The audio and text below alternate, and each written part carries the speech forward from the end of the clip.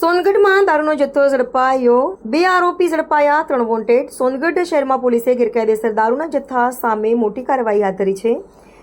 પ્રાપ્ત વિગતો મુજબ તારીખ 14 સપ્ટેમ્બર 2025ની રાત્રે આશરે 1 વાગ્યાના સમયે સોનગઢ પોલીસ સ્ટેશનની ટીમે સોનગઢ કિલ્લા પાછળ આવેલા ડપબિન પાસે જાહેર માર્ગ પર રેડ કરી હતી. આ કાર્યવાહી દરમિયાન બે વ્યક્તિઓને રંગે હાથ પકડવામાં આવ્યા હતા.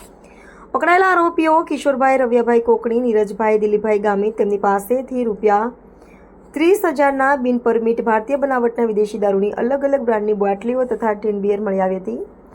વાહન Suzuki access moped number GZ26AD0637. Police તપાસ દરમિયાન જાણવા મળ્યું કે આ કેસમાં હજુ 3 આરોપીઓ ફરાર છે. ફરાર આરોપીઓ મનીષભાઈ મહેશભાઈ ગામિત, દિનેશભાઈ છબીલદાસ પારગી, જયરાજ ઉર્ફે ટીકલો સંજયભાઈ ગામિત. પોલીસે ફરાર આરોપીઓની શોધખોળ શરૂ કરી છે અને આ મામલે વધુ તપાસ ચાલુ છે.